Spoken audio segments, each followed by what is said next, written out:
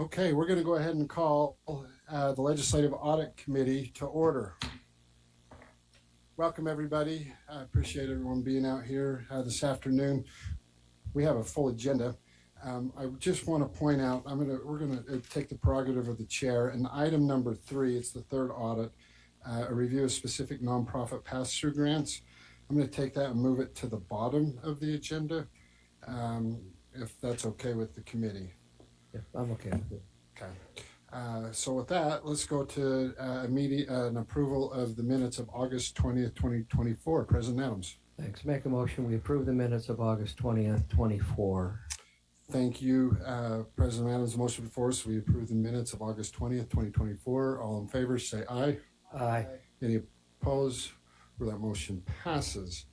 Okay, on to the first agenda item, and that's a performance audit of the signature gathering verification process. That will be presented by Jesse Martinson, the audit manager, and Andrew Poulter, the lead auditor. Jesse and Andrew, welcome.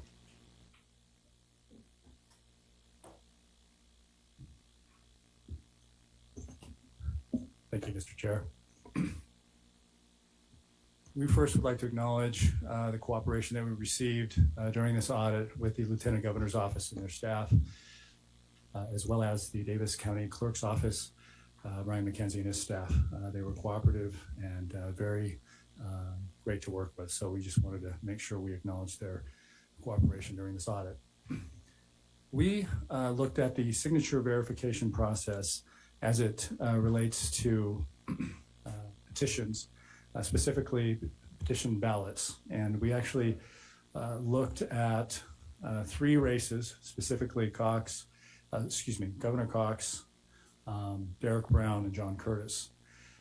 In that process, there were 28,000 signatures that would have to have been looked through and examined. And so we decided to take a sample approach to that.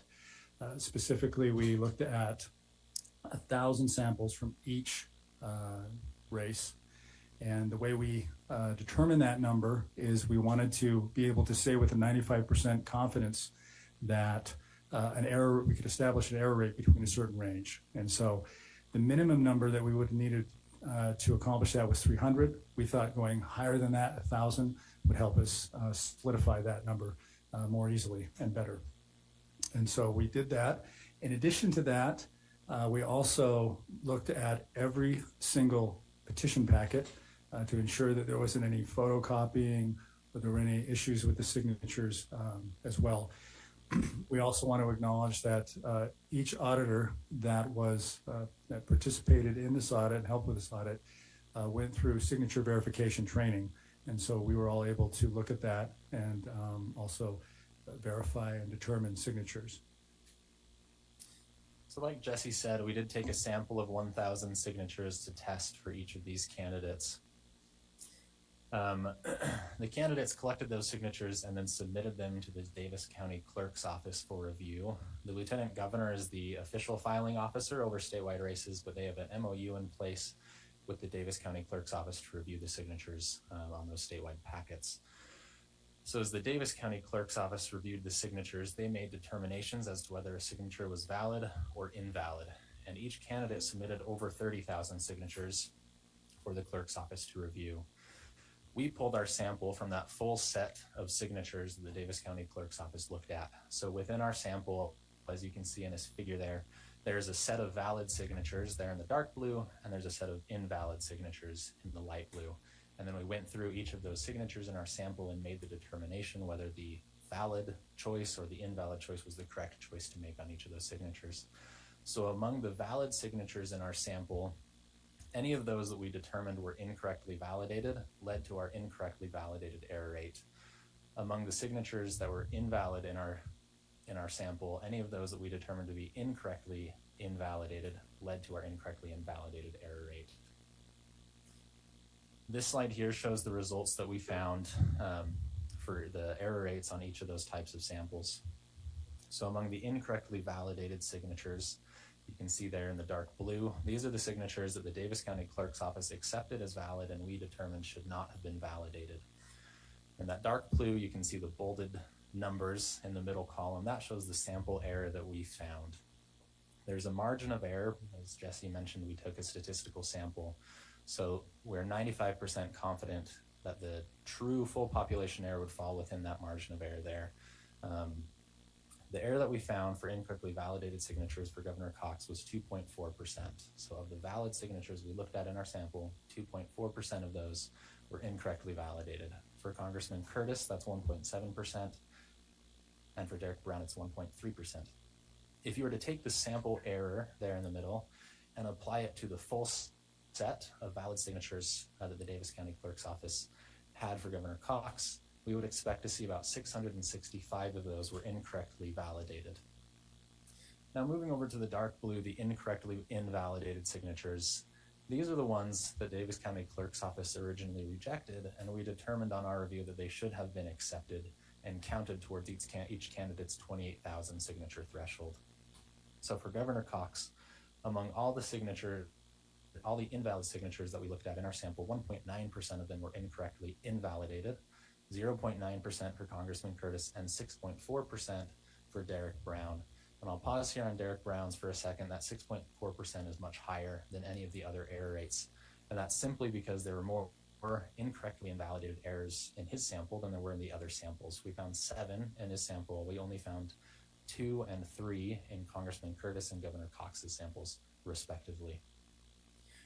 One more thing to note about this figure is those percentages, the incorrectly validated and the incorrectly invalidated percentages, can't be computed or subtracted from each other to determine a single error rate. They're 2 distinct error rates, but what you can do is take the number in parentheses for the incorrectly invalidated and subtract that from the number in parentheses for incorrectly validated, which is what that gray column on the right side does.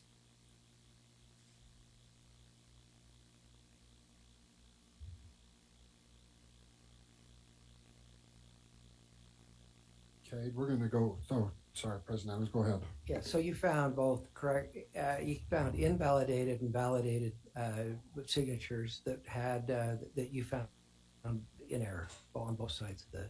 Correct. Well, that's pretty, and then, yeah, go ahead. One quick question. You said you used 1,000.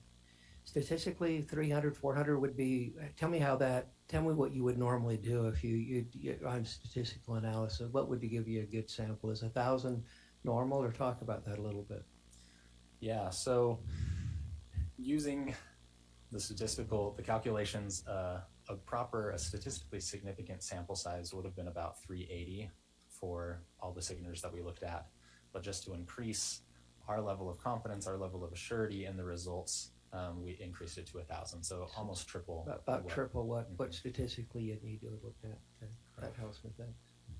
So just a follow-up question to President Adams' kind of first original question on the invalidated signatures. Give me an idea what that looks like.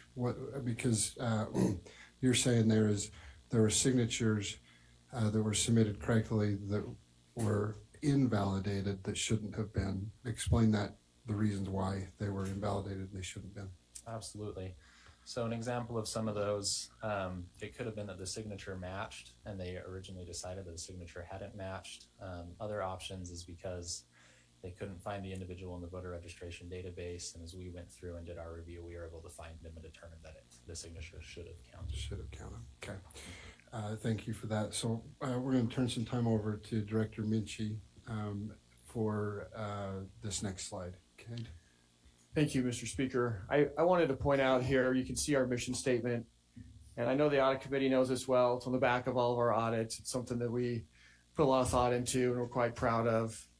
Audit Lead Achieve, and we help organizations improve. The reason why I bring this up is we really see the mission of our organization is to make Utah better. And we're going to get into the recommendations here soon about how we think there's some ways of improving this program. But I just want to point out, we have this a couple places in the report. The candidates fulfill the requirements that were given to them.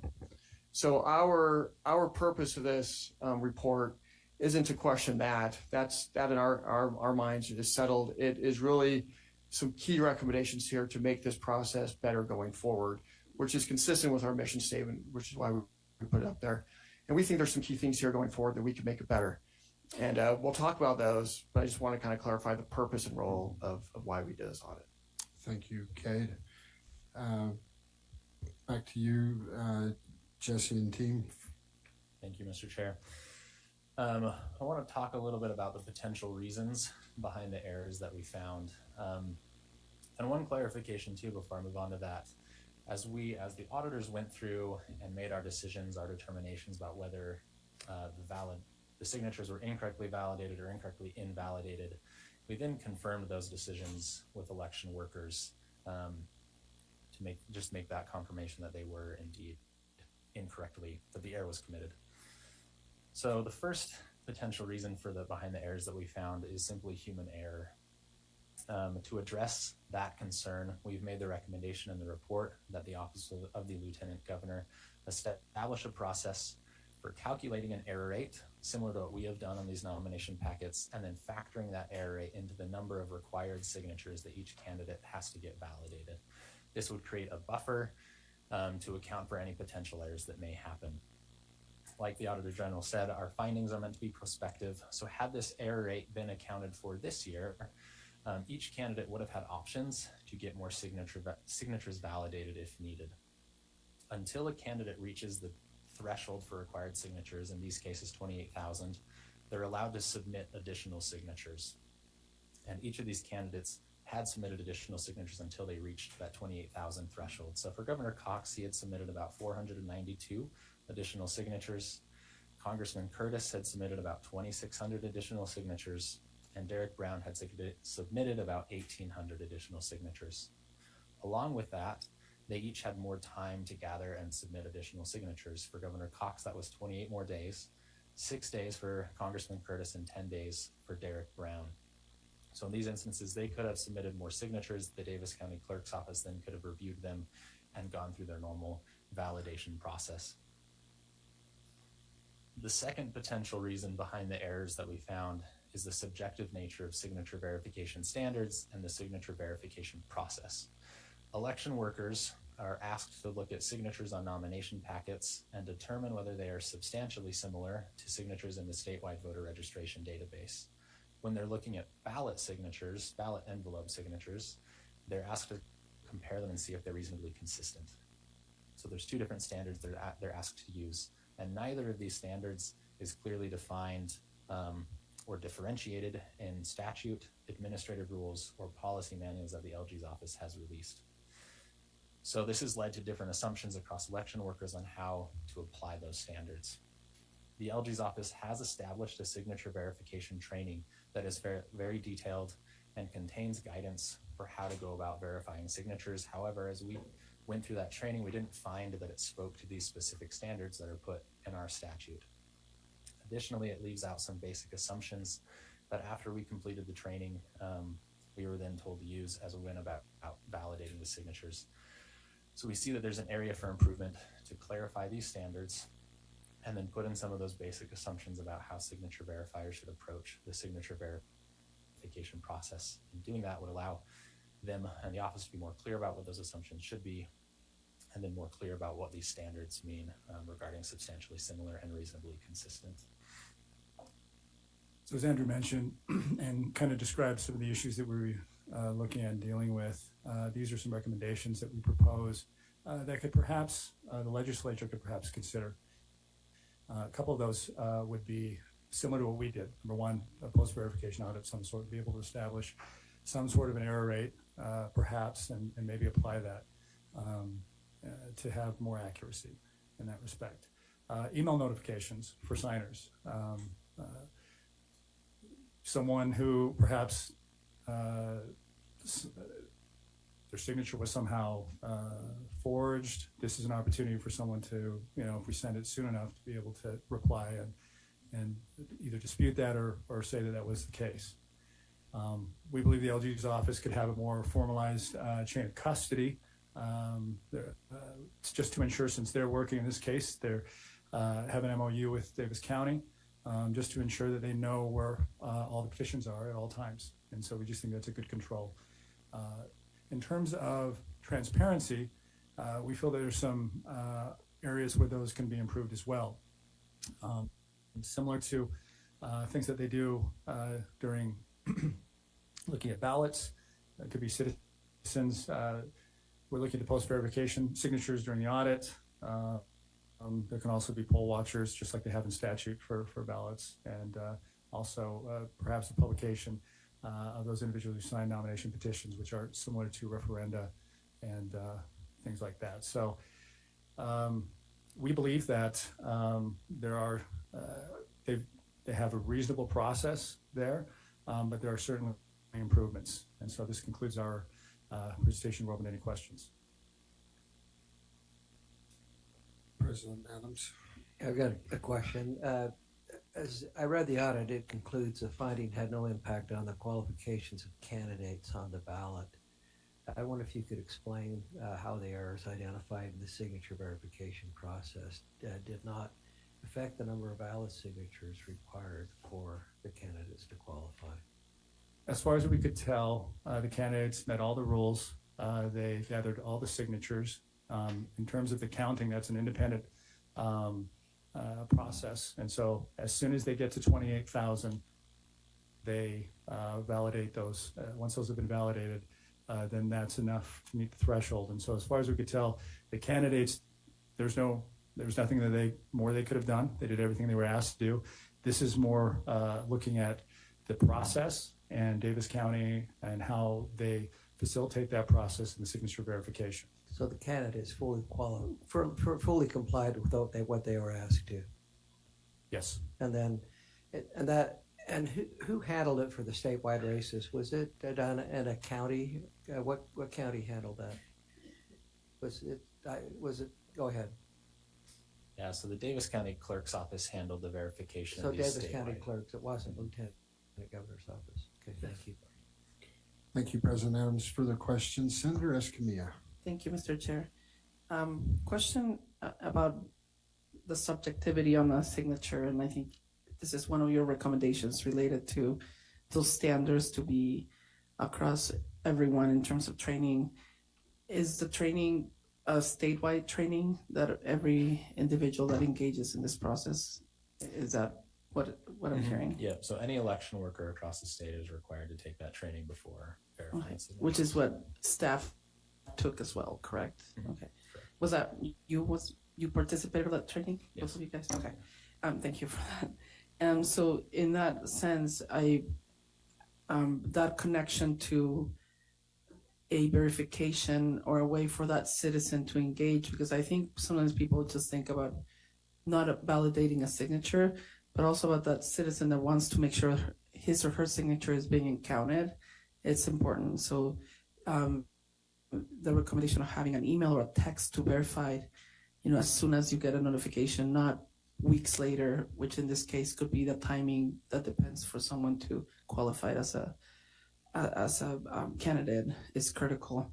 So I'm excited to see that the response is coming from, in this case, the Lieutenant Governor's office on that recommendation. But anything on being subjective, right, when it comes to signatures, and I'm thinking younger people are still developing a signature, right? And it may not look the same, and to me it will be tragic if their signature is not counted because they may not be signing exactly the same. Any feedback on that? Yes, let me open it up to one. Yeah, so if you turn to, sorry, let me find the right page where this is on. Page 9 of the report, we talk about how current guidance addresses different scenarios for validating a signer's written name, but it does not address similar scenarios for signatures, such as signatures with initials, casual signatures, or instances where handwriting in the VISTA records, that's the statewide voter registration database, and the voter information in the petition packet matched more than the signatures did. And then we go on to talk about whether there's a presumption of whether a signature is valid or not. And those are some of the subjective areas, going to your point, that we think could be cleared up more clearly in either administrative rule or some policy documents. Perfect. Thank you, Mr. Chair. Thank you, Senator Escamilla. Further questions? Let's go to Representative Moss. Yeah, thank you. And I know you mentioned this, but you had a certain number of days that each of the candidates still could have collected. Can you pull that up again? Okay, so I was curious, during those times, did they collect any additional signatures or did they just stop because they were told that there was enough, or what was that process like for the candidate? Yeah, so once the candidate's told that they reached the 28,000 threshold, they're not allowed to submit more signatures. So they didn't submit any more signatures after they reached that threshold. Each of them stopped at that threshold. Okay, so they did still obviously have a lot more additional days, but they were told to stop at that point. Okay, Correct. thank you. Thank you, Representative Moss. Further discussion. Let's go to Senator Vickers. Thank you, Mr. Speaker. And I want to appreciate, let you know how much I appreciate the fact that we are trying to make things better. It's funny. I get all sorts of inspections in our business, and I've been on the audit committee now for 6 years, and so I look at it, and maybe different than some people do. But every time we look at those, when we have an inspection or when we look at these audits, okay, how can we do better? And so I really appreciate that. And for the most part, that's been the spirit. Now, yeah, there's sometimes things are more egregious than others, but I really appreciate what you've done here, and I appreciate the clarifications. With President Adams and Representative Moss talking about the fact that the campaigns did everything they were asked to do, and all three of them. I'm aware of the campaigns that had additional signatures they could have submitted if they needed to. Plus, they had additional time. So I think that question for me has just been put aside.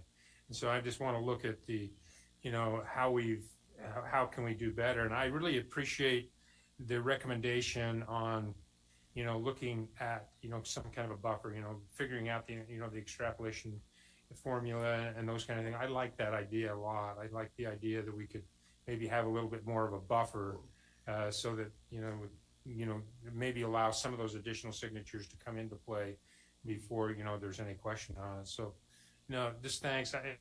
I've sat down with two of the clerks that I represent, both in Iron and Washington County, and, they've gone over how they do things. And, they're very good at this. They're very professional. They take their job very, very seriously, and they work really hard, and they try to take all the human error they possibly can out of it, and they do a really good job. And so I appreciate. I hope that in no way, shape, or form do the clerks that were involved in this, counting come under scrutiny, because that's not the case. They all are very careful, and they really do a good job in what they do. So, hey, like I say, let's take a few of these things and see if we can't do a better job next time. But thanks. Thank you. Thank you, Senator Vickers. Further questions, Representative Romero. Thank you, Mr. Speaker. Question for you on chain of custody.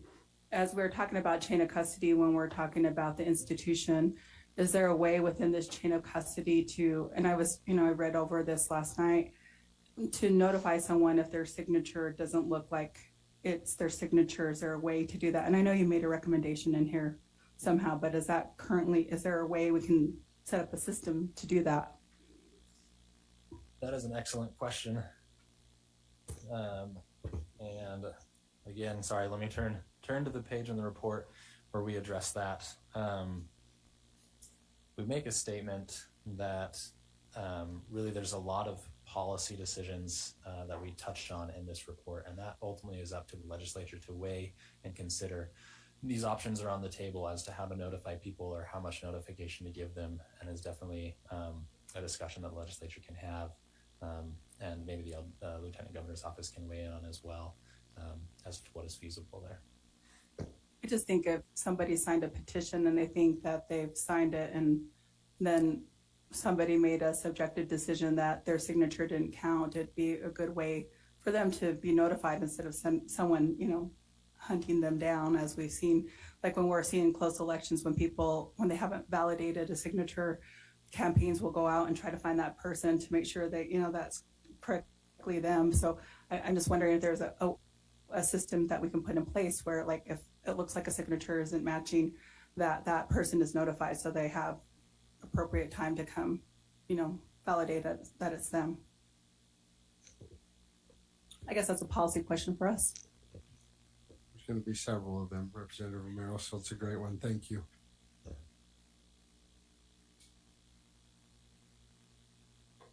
There we go. Okay. I don't see any other lights on questions for the committee, but I do have one before we dismiss you.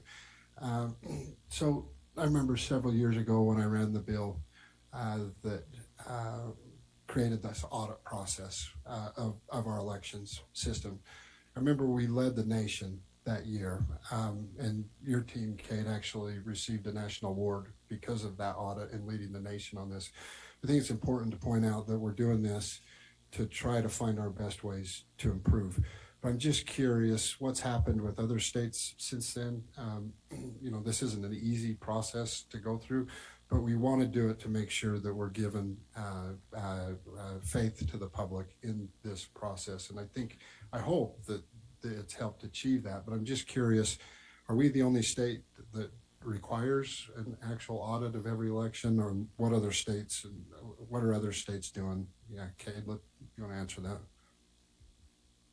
Thank you, Mr. Speaker. It's a really insightful question, and one that I think's important to talk about. We were just at a national conference recently with other legislative audit offices, and I don't have the exact data to your question, but I can tell you from speaking with other states, understanding what they do, there's good reason why Utah consistently comes up as being the best managed states, because we care about these things. We put time into improving them. Do other states do that? Sure. But I think Utah does that as the best that I've seen. And so it's where we take these processes and where we look at these things, these are important things to make better. We receive them. And I like how Senator Vickers talked about it. The county clerks, they've been great to work with, and they receive this information and they improve their processes. So I think overall we are doing an excellent job in this case, and we get there. You don't know how to improve unless you have an audit that points out where to improve. And so this is a process that's critical in order to make the whole organization better. And again, from my vantage point, what I've seen, we clearly lead out on that in Utah. Thank you, Kate. Okay, I don't see any other lights from the committee members, so thank you. And let's go now to Ryan Callie, the Elections Director. Ryan, welcome. So Ryan's going to be giving the response as Director of the Elections Office. Ryan? Thank you. It's good to be here. I also brought with me Brian McKenzie, the Davis County Clerk. I hope that's okay that he's here. Welcome, Brian. With me. So grateful to have you here. We do contract with Davis County to do the signature verification on behalf of the state for all the statewide candidates and multi-county candidates. We just don't have the expertise or the resources in our office to handle that kind of a project, and they've done that since 2016. So glad to have him here with us. But thank you for this opportunity for us to respond to this audit that was done. We carried it out to the best of our ability. Both our office and the Davis County Clerk's office fully complied with every request that was made, provided every document, every resource that was asked for in this audit. So a couple of things here. As part of the ongoing audit and some of the narrative around signature verifications, it's easy to focus on the recommendation and the findings of the audit, but I think there's a few things that this audit did that are really important to find. Things that they did not find that are accusations that are out there. First of all, they didn't find any signatures that didn't exist. Everybody who they reviewed in these packets was an actual person. There was an actual signature there. They did not find private voters who were made up or had invalid signatures. They didn't find any fraudulent signatures that were accepted. They didn't find that elected officials verified their own signatures. And they didn't find that any non-Republicans, unregistered residents, or other ineligible people had signed these packets. And I think that's an important thing to make. These allegations were not true; they're false.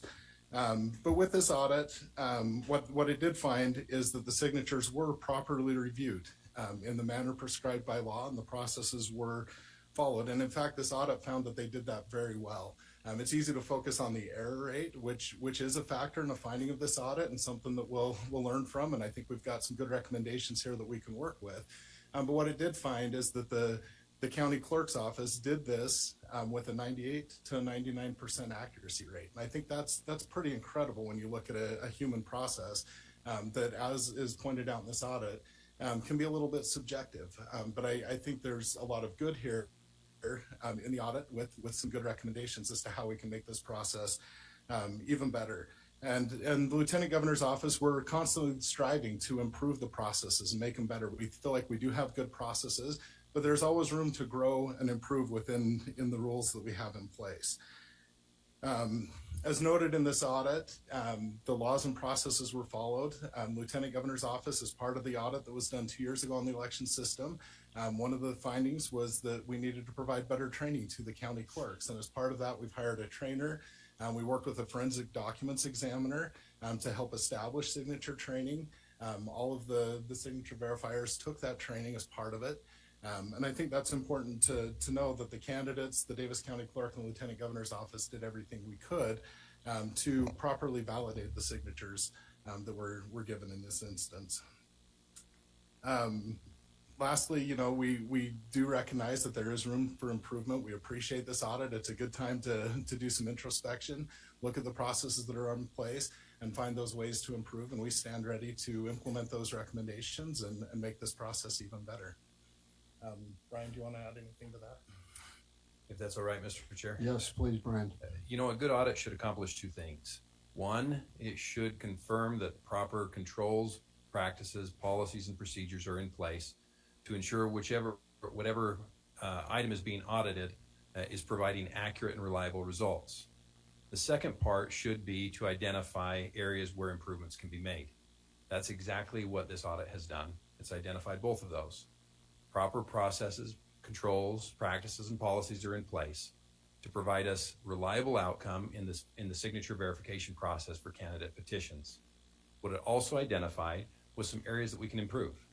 As my office had a significant role in this, my staff reviewed over 300,000 signatures in a matter of just a couple of months. It was a significant amount of work. We knew that it wasn't 100% perfect, but we're happy for what we were able to find in this process to identify areas where we can improve. We're committed to work as partners with the Lieutenant Governor's office and the legislature to find ways to improve this process, to make it more reliable and add to that confidence in the election process. Thank you. Thank you, Brian. Now let's come to the committee for questions. President Adams. Yeah, I'd just like to echo Senator Vickers' comments. I want to thank you personally that's a lot of work, a lot of effort, and for one county to take on. And I really appreciate what you've done and appreciate your willingness. Obviously, we're trying to improve always, and your willingness to look at how we can improve the process. And this will be a continual effort as we continue to go through this process of finding ways we can improve. But also thank your staff. You took a lot of effort to train them. They did a very good job, 98+% accuracy. And I don't know how anybody, when you do a manual process, gets any higher than that. So just would you take back to your staff how much we appreciate what they've done? Well, thank you. Thank you, President Adams. Further discussions, Representative Romero. Thank you, Mr. Chair. I just wanted to go back to, Ryan, what you pointed out. There was nothing fraudulent about this. There was no people that were not citizens that, you know, you found signatures and all of that. Because I think there's, you know, we see a lot of stuff on social media. And so what your report showed is there was some discrepancies that you have to work on, but it wasn't because there was anyone forging people's signatures or people signing that weren't allowed to sign because they weren't a citizen or they weren't part of a particular political party. That's correct, yes. Thank you. I just want to make that clear, Mr. Chair, because I think, I don't even go on Twitter or X, whatever you call it anymore, because there are people within our body who are making really horrible comments about people in this body, people that are elected, and people that live in this state. So I wanted to make sure that was clarified. Representative Romero, further discussion from the committee. Representative Moss. Yeah, I think you mentioned some additional training, and I appreciate we can always do better, and I think that's the point of these audits. But what are some of the things maybe that in terms of how we could improve that in future through enhanced training? Yeah, so I think one of the recommendations here is, you know, during the ballot signature review process, before any of those ballots are separated from their envelopes, there's a 1% signature audit that's done. So as we do, you know, these additional checks, look for this error rate. If we find that, there's an individual who's reviewing those signatures that's making some mistakes and things like that, that's an opportunity to identify that individual and then work with them, provide correction and training. And with the ballot signatures, if they don't improve after that initial conversation, then they're removed from that process. So I think being able to identify that error rate and then just working with them, and ultimately, this is one of those processes. There's a little bit of an art and a skill that's there, and if somebody doesn't meet that standard, then we can find other things for them to do. Okay, thank you. Maybe a follow-up to that. What kind of training do you give them? I know the auditors have gone through it, but talk a little bit about how you train these signatures. Yeah, so the training that we provide is an online training tool similar to like the cybersecurity or some of the HR trainings that everybody's familiar with. It's computer-based. It gives some different examples, talks through. We worked with a forensics documents examiner, an expert in handwriting, and they identify different things, such as the spacing on a signature. You kind of look at a signature like it's a picture rather than just characters, but you can look at the slant, how it's shaped above the line, below the line, those kind of things, the beginning and endings of a signature and those characteristics. And that's a lot of what it goes through. It identifies some different signatures, has you do some tests, to kind of look at it, like, do you think the signature matches? Those kinds of things as well. So it is a pretty in-depth, and I think it probably takes most people around an hour to complete that training, and we do require that of any election worker that either does a signature review on ballots or in nomination petitions, and they have to do that annually. So once they've completed 1 year, if they go to help us in the municipal election next year, then they would be required to retake that.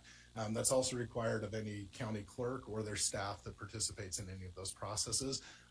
Our entire office has taken that training. Elections team and the Lieutenant Governor's office has as well. Thank you, President Adams. Representative Moss. Senator Escamilla. Thank you, Mr. Speaker. Just on that, one of the recommendations, 1.3, about clarifying the substantially similar and reasonable, consistent.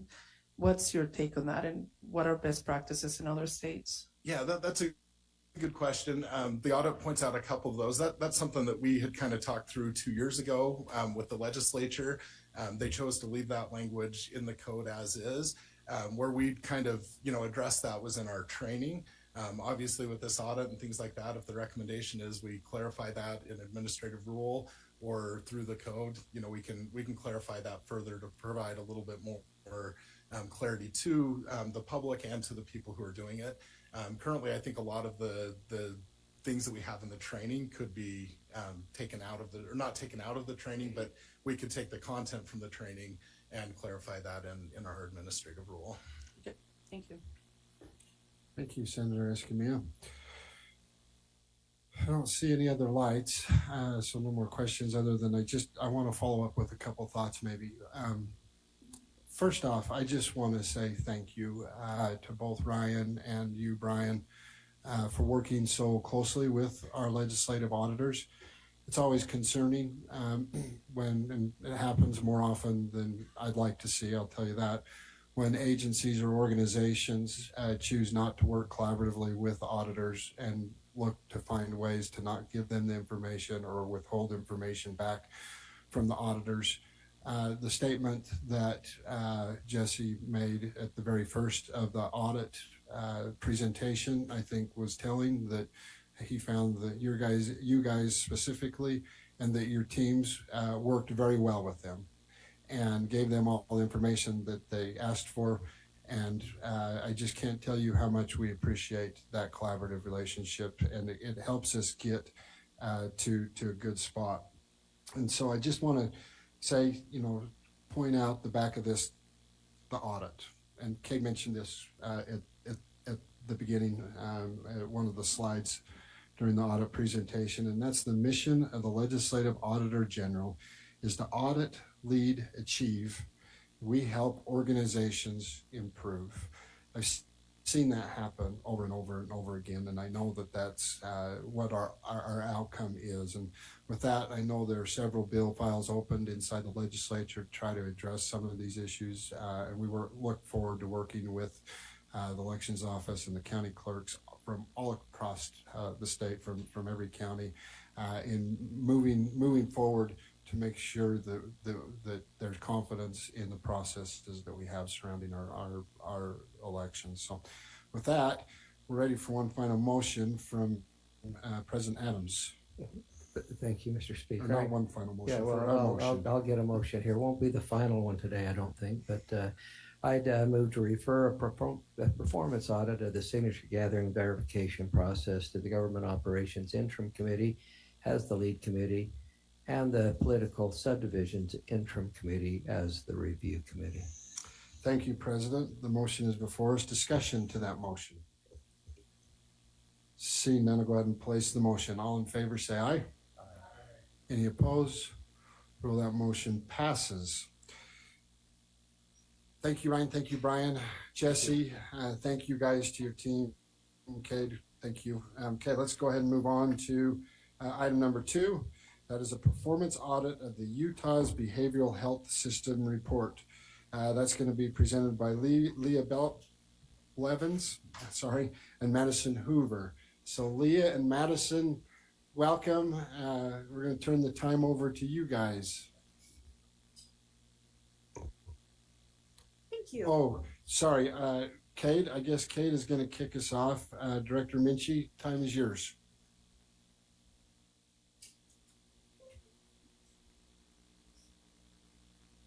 Thank you.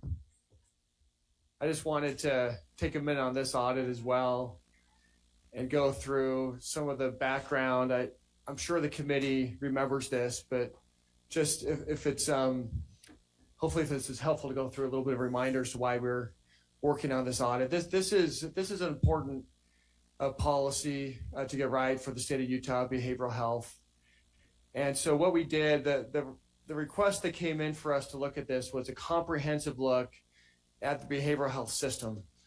What we're planning on doing with this is a series of audits. We don't know exactly how many. We're kind of still mapping that out.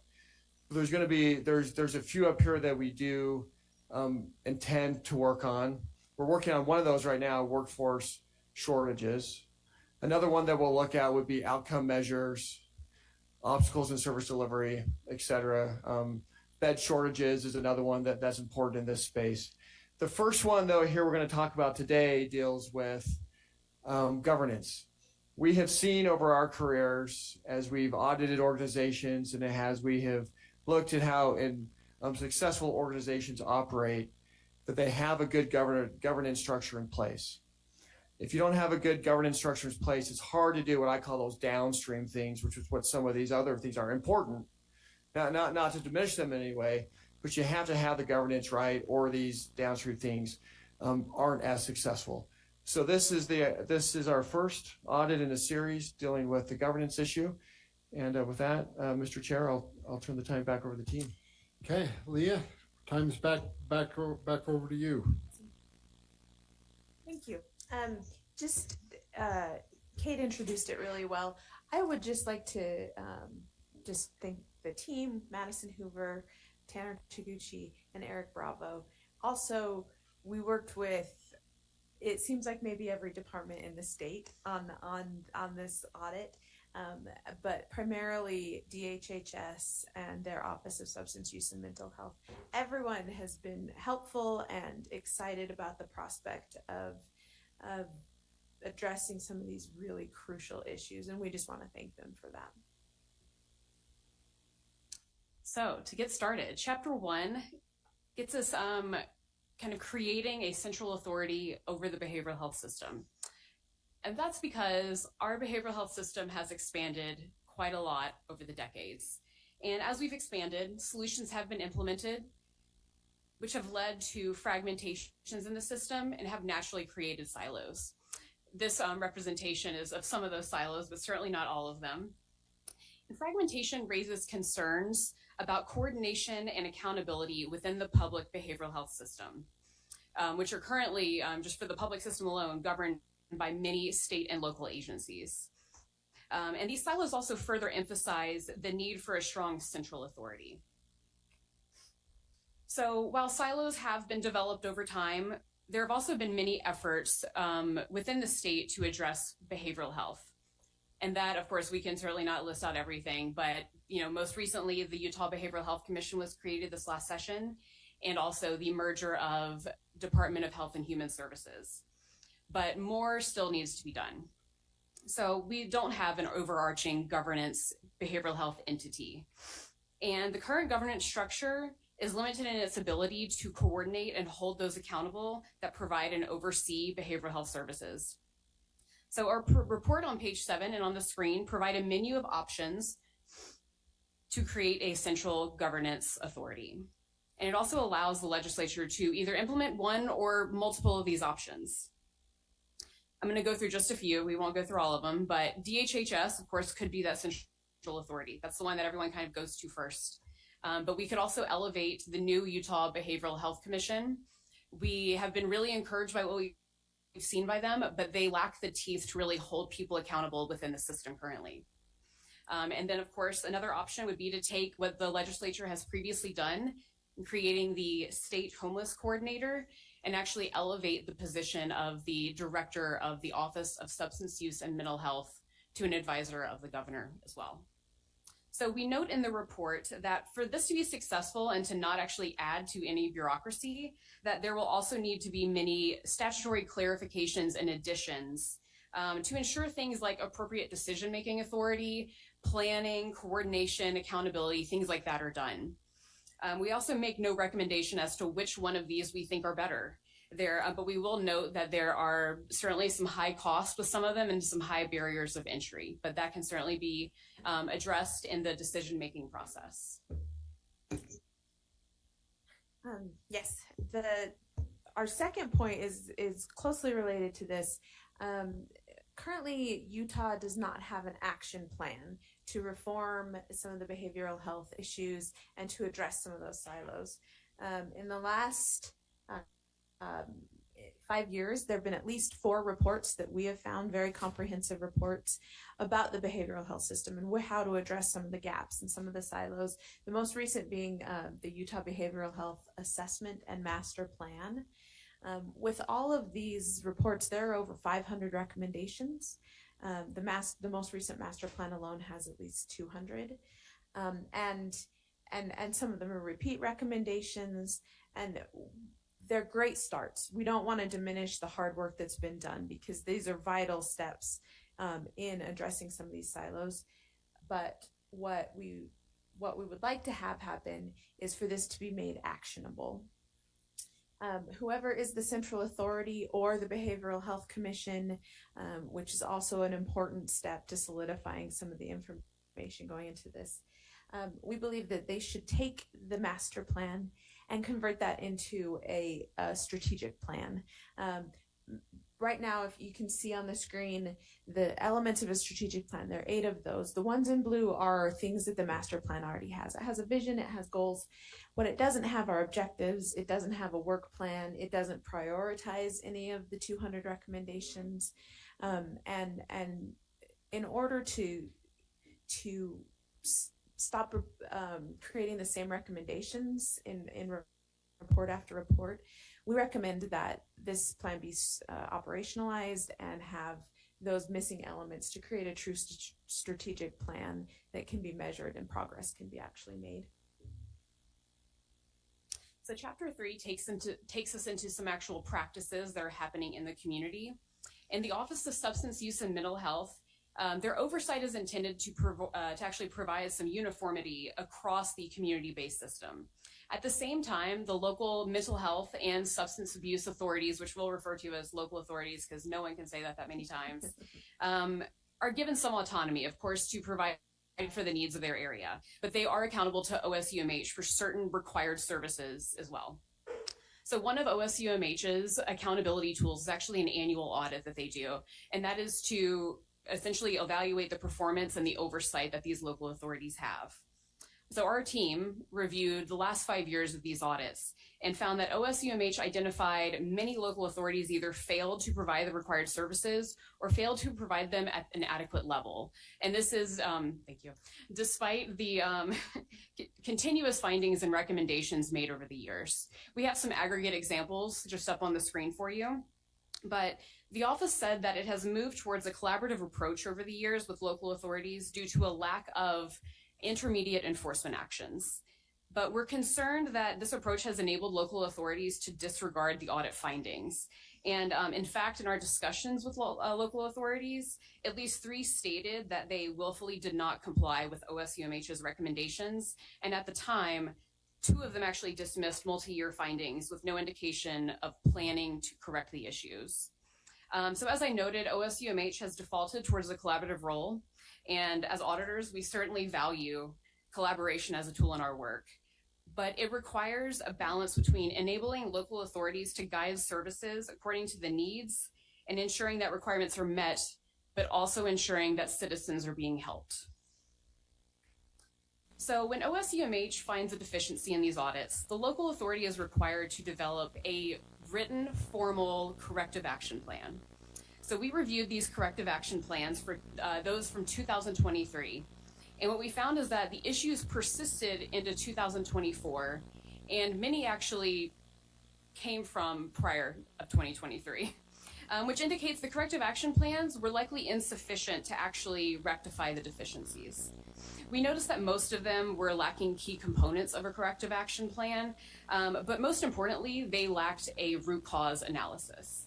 And to address the issue, you really have to address the underlying root cause.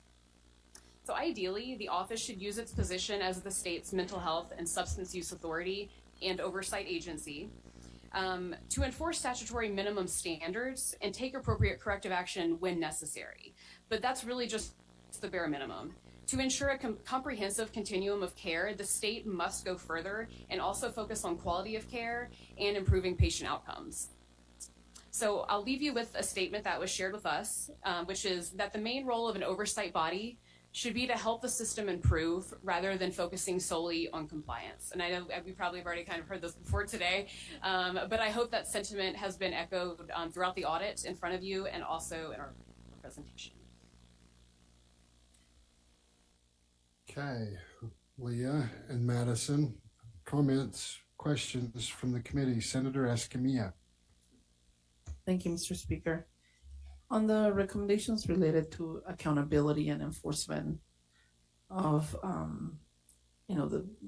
especially the multi-year findings with local authorities, let me ask this question.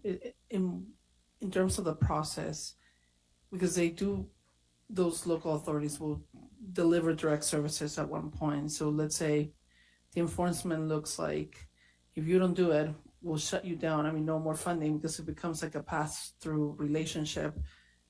Do you think we have the capability? I mean, do you think that's an issue that if we stop services, what happens to those constituents? I mean, what is some recommendation from an enforcement piece of, how does that look like? Because I think that's the challenge, right? Where for, I don't know how many years we've had this relationship, and there's a sense of codependency almost. And, it's like, okay, give me a plan to address this. They don't address, and then what? Like, you're going to stop funding me, and who's going to take care of the constituents? So what is it that you guys see as a recommendation there? Absolutely. We definitely saw those as very extreme options. Statutorily, they are allowed to either withhold funding or completely cancel a contract with the local authority. But again, if the corrective action is because someone's not getting services, well, then you're certainly guaranteeing people won't get services by doing that. So hence the recommendation for intermediate enforcement actions. And those are kind of tough to do, which is why we actually focused on the corrective action plan. We really feel like if you can address that and really identify what that root cause is, then you can get further without having these more extreme enforcement actions in place. Also, Senator, to your point, there are stair steps that you can make. We notably recommended something similar in the elections process, and the legislature and the Lieutenant Governor's office worked to create those more intermediate, less explosive steps for enforcement. And I think we think that that's also appropriate here in this scenario. Follow-up question, Mr. Speaker. Thank you. So, as someone that's, because of my interactions with social services and including the legislative piece of the commission, or is it a commission? I think it is a commission. Now, we've, it's, the challenge is across the state with 29 counties and multiple, local authorities providing this subcontracting relationship. And what's, I think, the deficiency in a way is that you will not get the same level of care depending where you are. And this level of consistency is concerning. Is there any recommendations to get us where that is also taken in consideration? Because I think you may think specific counties have a different level of care, and certainly rural areas see the biggest discrepancies, which is not unique to to mental behavioral health. I mean, I think it's across all healthcare, just access, but also in areas where you may have more limited English proficient patients. I mean, what are some of those pieces that you found through your exercise? So we didn't address consistent care necessarily. We did address consistent standards when evaluating the different counties. However, the discussion of service delivery is one that we have really been interested in addressing in a future audit. Okay.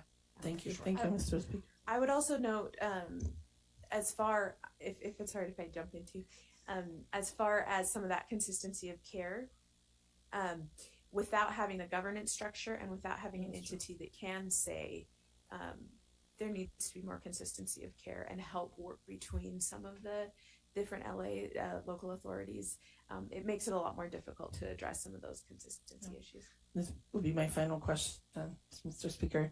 On your recommendation about, having a position where there's, you elevate the visibility, and I think there's been multiple conversations in years, I mean, at least the 16 years I've been here, of how that looks like, whether it's a cabinet level position, an advisory position like we do for homelessness, for example, or housing now, even though there is agency or multiple agencies that, coordinate this piece. In your view, is that a recommendation as well? It should be cabinet level, I mean, next to the governor. I mean, because of what we're facing as a state? Yeah. We mentioned, that list that Madison showed, we think that any of those could be combined or used to really elevate some of this. We don't actually take a position on if it should be cabinet level, there are different extremes as far as how much that should be pushed. But we don't actually take a position on should that be cabinet level, just that the entity needs to have enough authority to, if there are two different divisions or departments that see something differently, for those to be worked through and the decision to be made. Thank you. Thank you, Senator Escamilla. Okay, Representative Romero.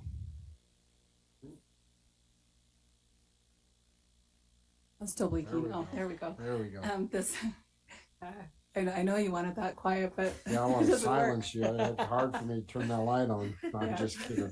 Representative Romero, go ahead. Yeah, no, just a question kind of related to Senator Escamilla's, and maybe I was doing a side conversation, I didn't hear this, but I noticed when I was reading the report, there's like a few local entities that didn't want to comply even after you asked them questions. What would be a suggested process to make sure that they're complying with these rules? So I think actually DHHS will actually be able to speak on those two, because I believe some progress has actually been made. And so they might actually have some good ideas as to what should be done in those instances as well. Mm-hmm. But I agree. We talk, because the current options, at least legislatively, are pretty extreme, right? And so we recommend that the office, DHHS, they look at ways to create those more in-between steps in order to and embrace the role of oversight instead of just assistance. Because going back to Senator Escamilla's questions in response, like I was reading here, like our suicide rate in particular, and if we're not providing the amount of services we need and the mental health services we need, then we're not doing our job either as the state and working with these local entities, and so there has to be some kind of accountability. Thanks. Thank you, Representative Romero. Okay. Don't see any other lights. Leah, Madison, thank you guys very much. Let's move on to the response by the department. We've got Tracy Gruber here from the Executive Director of the Department of Health and Human Services. Nate Checketts is the Deputy Director of DHHS, and Brent Kelsey. Welcome. And Director Gruber, time is yours. Thank you so much, Mr. Chair and members of the committee. Of course, I want to start out by thanking the Legislative Auditor General's Office. We really value the role that Legislative Auditor General and his team plays in improving the system. Our department is very large. It's always nice to have independent eyes on our operations, and they always operate with the utmost professionalism, and we're very grateful to them for that. Of course, we have agree with the recommendations in the audit, and as you can see from our response, we're deeply committed to implementing improvement. As the director of the department, I take accountability for the fact that some of our monitoring efforts need improvement, and I think the questions have highlighted some of the challenges that we face when we provide direct service to Utahns, not only within the behavioral health system, but across our department. When we enforce and have those challenges, we need to come up with these progressive systems that were already mentioned. And we appreciate the guidance that you all provide for us. We have responded, even though chapters 1 and 2 are really legislative requests, to the recommendations around the centralizing body, and would be happy to answer any questions on that. The timing for this is really could not be better for this audit.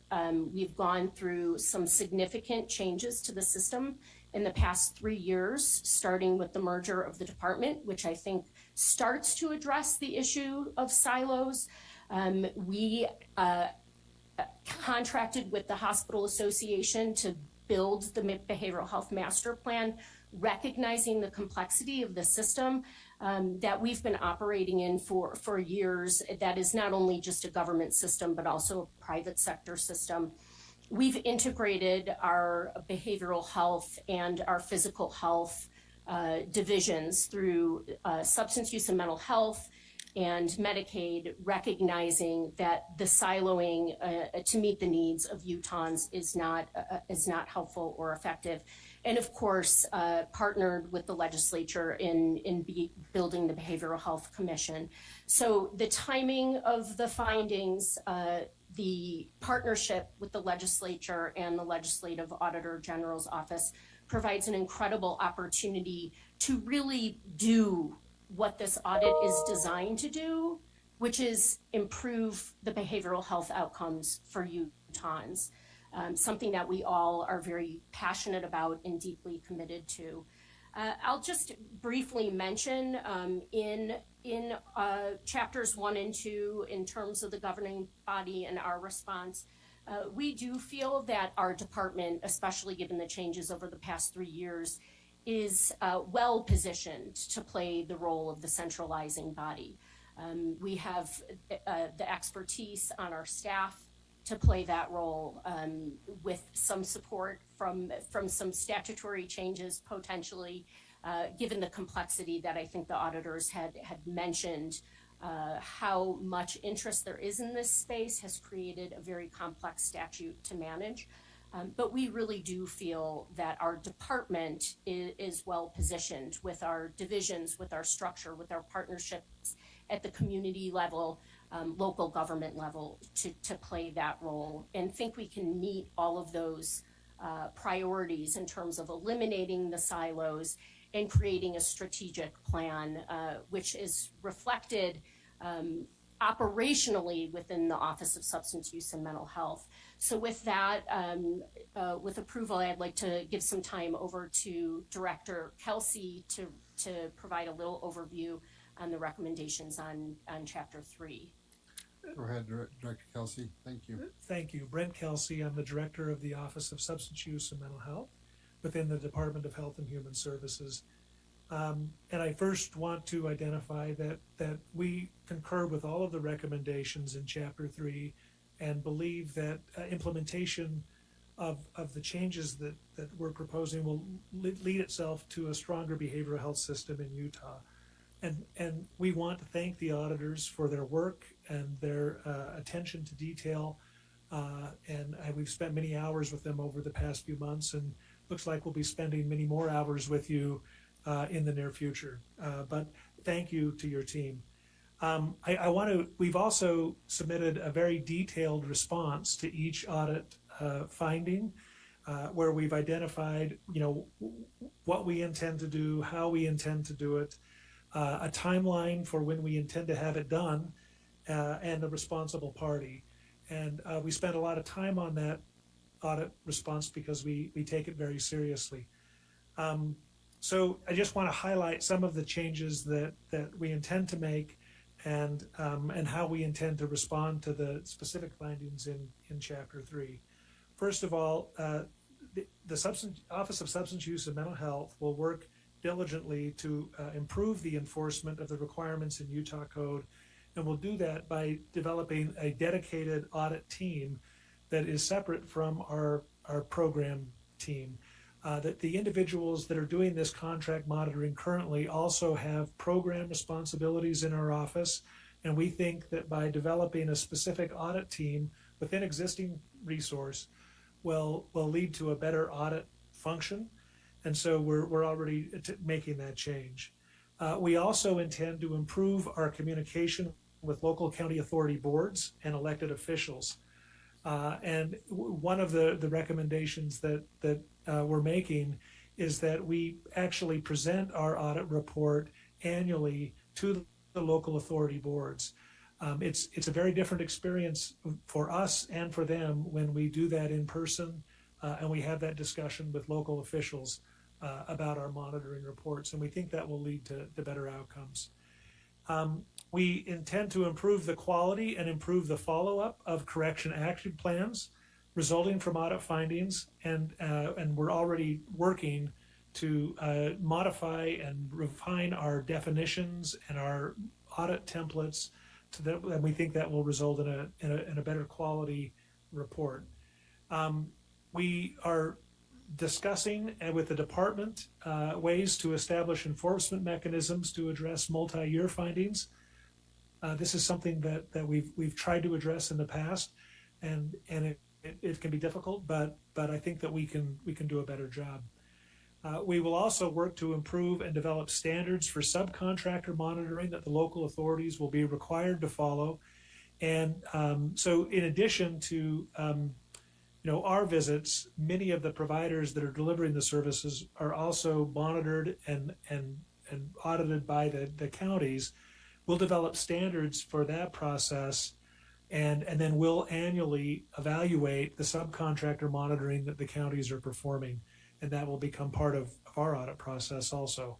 So in terms of our work to implement the specific recommendations, like I said, we're revamping our audit team to emphasize audit focus and integration with other department audit activities. I want our auditors to understand and be informed by all of the different processes that are taking place within the Department of Health and Human Services, by the Office of Managed Healthcare and other entities that also have oversight responsibilities in behavioral health. We're actively recruiting a new auditor to conduct program site visits. I was hoping to be able to say that position is open today, but I'm thinking that it'll be open this week. So if you know anyone, we're looking for an individual to help us with our audit team, and that position will be open to the public, and we're recruiting right now. We're revamping our monitoring definitions.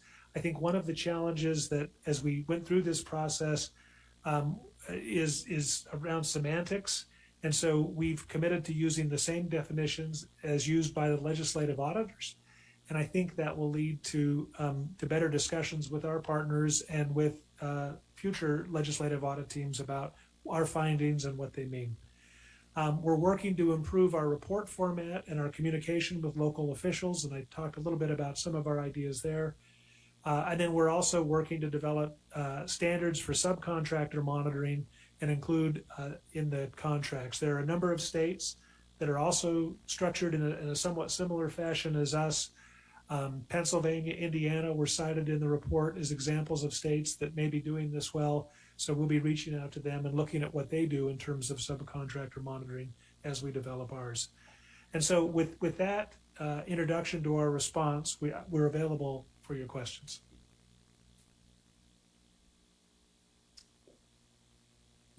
Okay. Senator Escamilla. Thank you. Thank you, Mr. Speaker.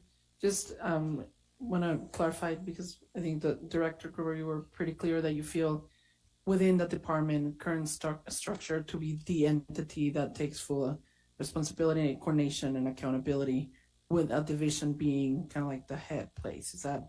Am I hearing that correctly? That's correct, Senator. Okay. Thank you. Thank you, Mr. Speaker. Thank you, Senator Escamilla.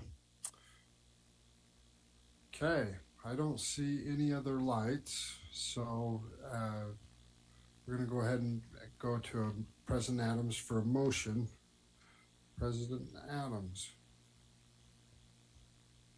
Yes, I would move that a performance audit of the Utah Behavioral Health System to the Health and Human Service Interim Committee as the lead committee, and the Social Services Appropriations Committee and the Government Operations Interim Committee as joint review committees. Thank you, President Adams. Discussion to that motion. Seeing no one place the motion, all in favor say aye. Any opposed? Well, that motion passes. Thank you, Director Gruber, Director Kelsey. Thank you for coming in, and Leah and Madison, thank you for your time and efforts on the audit. Appreciate it very much. Okay, as I mentioned, the first of the meeting, we're going to move item number 3 to the bottom of the agenda, and we're going to go with item number 4, and that's a performance audit of the state credit card processing fees. Hey, we got Brian and Hillary as the Deputy Auditor General, and Hillary is the lead performance auditor. Brian, time's yours. Thank you, Mr. Speaker. We were asked to look at the state's credit card processing rates to see if the state could benefit from a collectively negotiated contract to attain a more favorable rate. We soon learned that the state has negotiated a cooperative contract that is available to all public agencies. Executive branch agencies must use the contract exclusively, but any other public agencies, including counties, municipalities, public and higher education, may opt in if they choose. We were also asked to look specifically into public and higher education to determine if they could be getting better rates. And so that's kind of what we're going to be addressing in this presentation. And with your permission, I'll turn the time over to Hillary, and she'll present the findings of the audit. Thanks, Brian. Okay, so we found that the Division of Purchasing followed the procurement process and was likely able to secure the best processing rate through their state cooperative contract. The state received 4 bids that met the specifications of the RFP, of which Chase Payment Tech scored the highest on a number of weighted variables, including cost. While other entities are allowed to opt in, we were unable to determine how many non-executive branch agencies opted in due to incomplete quarterly reports that the division is currently working to address.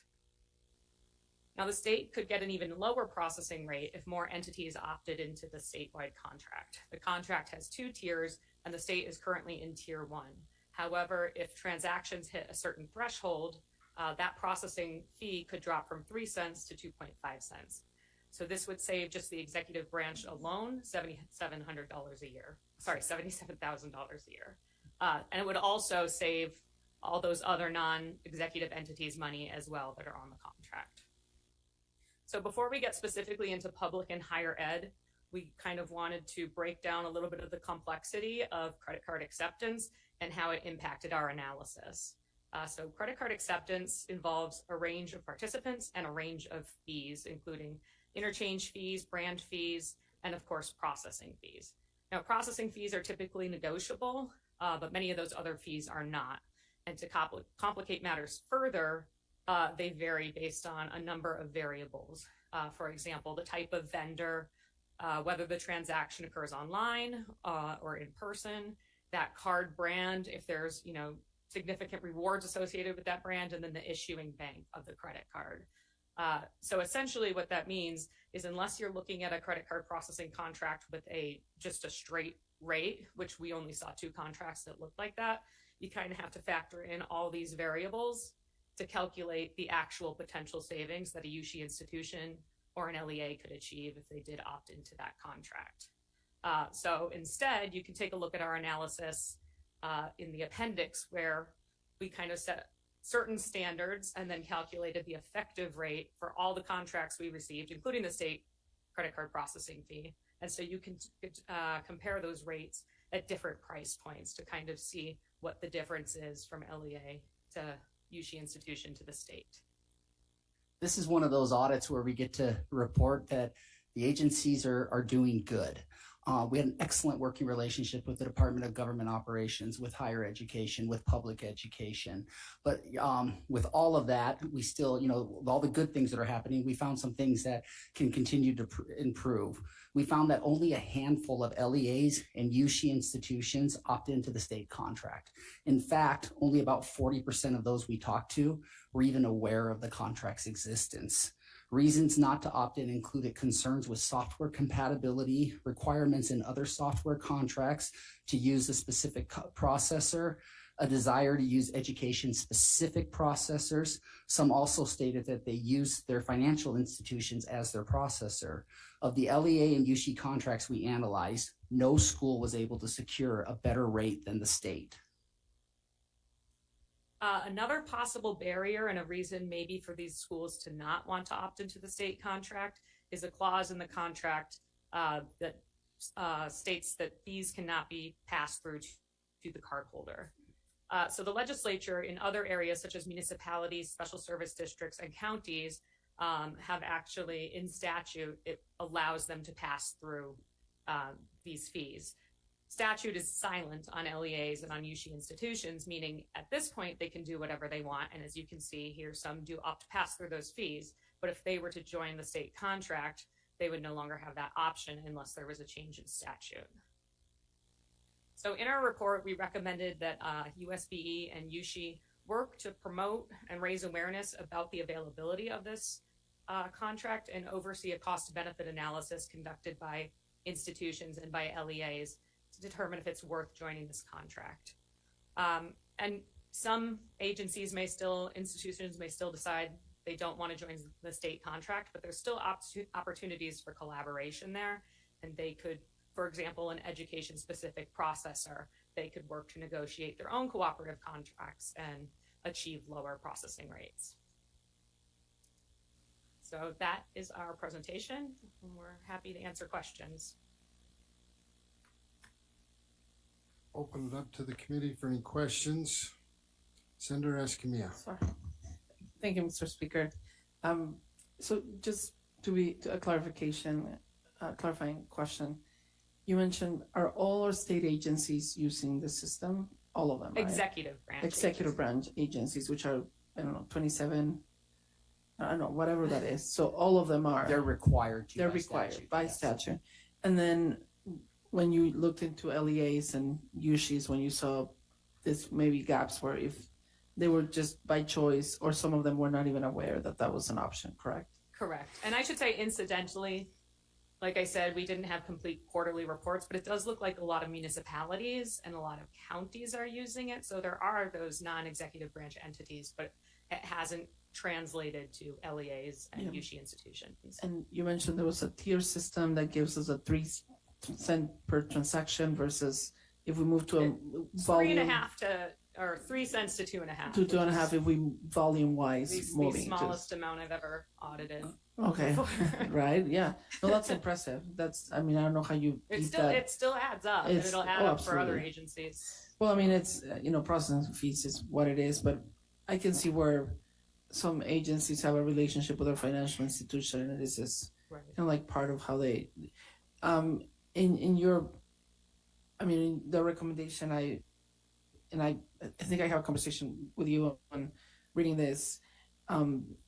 This is, we didn't account for whether those agencies had more than just the processing fee, using a credit card or debit card as an option for payment, right? I mean, we don't know that. We still at this point wouldn't be able to say, yeah, we can guarantee that everywhere you go, even in state government, state agencies, there could be like a possibility of using cash or any other means of doing a transaction. Right, that wasn't specific in To the the- request to to the- this to the audit. audit. I would imagine most state agencies will take cash. I can't speak for LEAs. We'll ask them. Okay, and are there any recommendations in terms of, getting, I guess, encouraging more of those LEAs to join? I mean, this just the volume alone and lowering those costs is just, that should be an incentive, right? Yeah, and that was one of the hurdles of this audit as we were reaching out to to the individual LEAs and institutions. There wasn't a lot of eyes on these contracts. Like, it was difficult to even obtain the contract that they signed. They had difficulty finding it and then talking it through. So this is something, because it's one of these things where small amounts over time add up to significant dollars, and a lot of money is processed through these credit cards. And so that's why one of the recommendations is to not only to enhance collaboration for the Department of Government Operations to help increase awareness of these, but to also be doing cost benefit analysis, because these fees add up. And so if they're doing those, putting these eyes on these, it provides opportunities for them to be informed with information and then to move forward to negotiate better contracts, or to determine if the state contract is better for them. Thank you, Mr. Speaker. And may I add, just if you look at page 23, you can really see that range of different fees at those different price points. And not surprisingly, those smaller LEAs, their rate is significantly higher than, at the top is, the biggest university in the state. And then, of course, Appendix B, which is the state. So you can really see the differences. And like Brian said, it can add up. Thank you, Senator Escamilla. Great questions. Any further questions? Okay, seeing none, we have representatives from all the different agencies and LEAs and USHE here. If there are any questions from the committee, I'm not going to invite them up unless we have specific questions from the committee. Okay, seeing none, we're going to go ahead and move on to a motion. President Adams, for motion. Thank you. I would move that a performance audit of the state credit card processing fees, that we refer the performance audit of the state credit card processing fees to the Government Operations Interim Committee as the lead committee, and the Education Interim Committee as the review committee.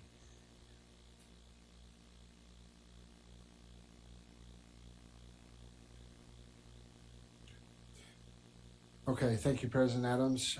Discussion to that motion. Seeing none, go ahead and place the motion. All in favor, say aye. Aye. Any opposed? Rule that motion passes.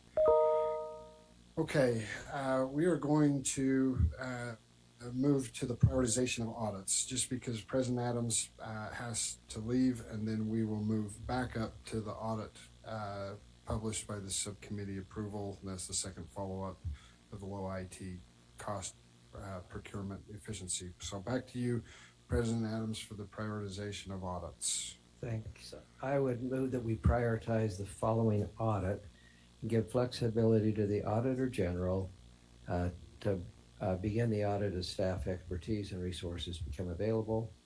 It's an audit of the cybersecurity readiness throughout the state, including public and higher education. The audit should be specifically focused on cybersecurity readiness of public utilities in the state. Thank you, President Adams. Discussion to that motion.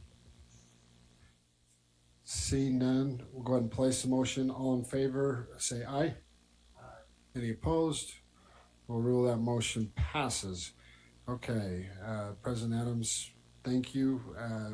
We will go ahead and move to the audit report published by the subcommittee. And that's the second follow-up. Oh, so that's just a motion. That is not a presentation, correct, Kane? Or is there a presentation? Okay. Let's do the presentation and the 1 minute, the update, if we can. Brian, there you are. Okay. And Brent Packer, please come up. Thank you, guys.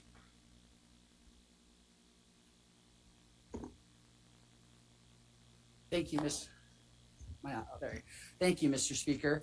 With me is Tyson Gabuligan, who's our office audit methodologist, and Brent Packer, who's one of our supervisors.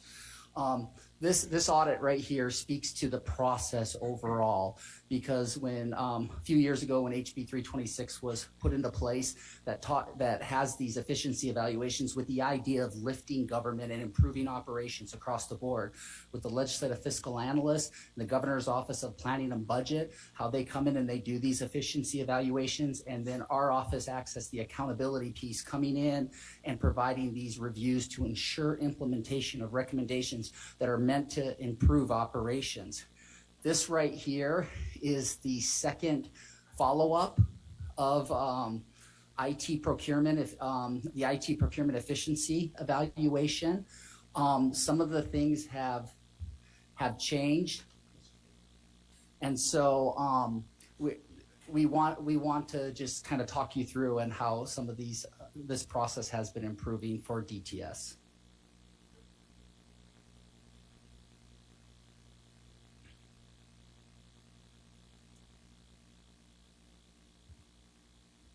We got it? There we Okay. go. Sorry. So the last follow-up that we did of the low-cost IT procurement efficiency evaluation found that 3 of the recommendations from the efficiency evaluation that was done by the legislative fiscal analyst and the governor's office of planning budget had been implemented, and 2 remained in process. At the time of this follow-up, those 2 continue to be in process. The main outcomes that they are hoping to see from this is that IT product procurement times are shortened. Initially, going all the way back to around beginning of February 2022, there were procurement times were taking between 2 to 3 months, sometimes even into 4 months.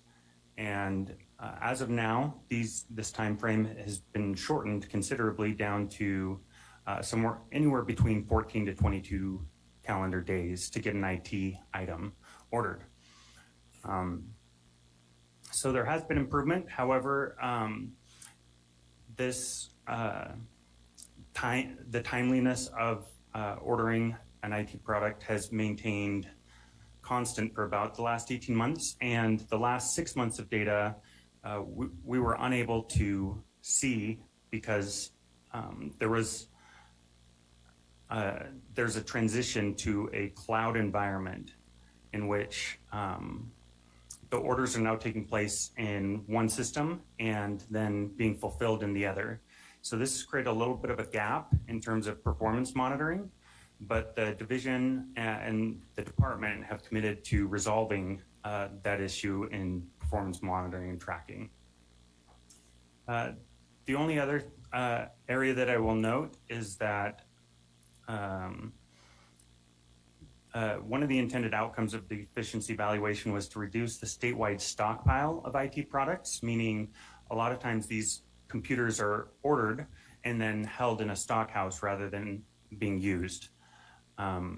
We found that according to the data set we received, we found that there's about 800 more of these computers in stock, which is the equivalent of 3 percentage point increase, so from 24 to 27. But the division told us that they do not believe the tracking or the data is accurate as to hardware counts either. So the main focus here is that the data and performance needs to be improved, and by doing so, we feel that they can satisfy the requirements of the efficiency evaluation recommendations. Ultimately, as they've moved to this new system, which made it difficult to measure what was measured in terms of the time to deploy these devices.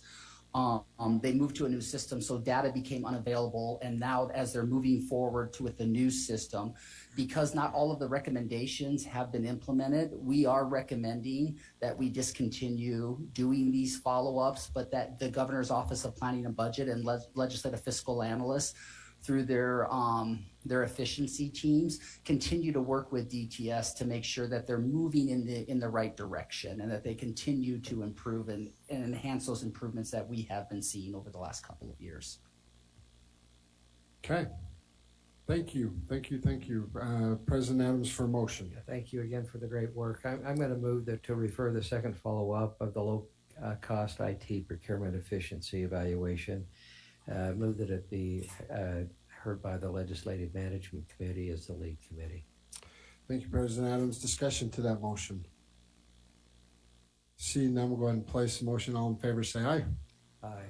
Any opposed? Rule that motion passes. Mr. Speaker, I need to leave and I'd like to hear the other audit, but I'm not going to be here. So I'm going to, unless there's objection for the committee, I'd make a motion we adjourn. Thank you, President Adams. All in favor, say aye. Aye. Any opposed? Rule that motion passes. We are adjourned. Thank you, committee members.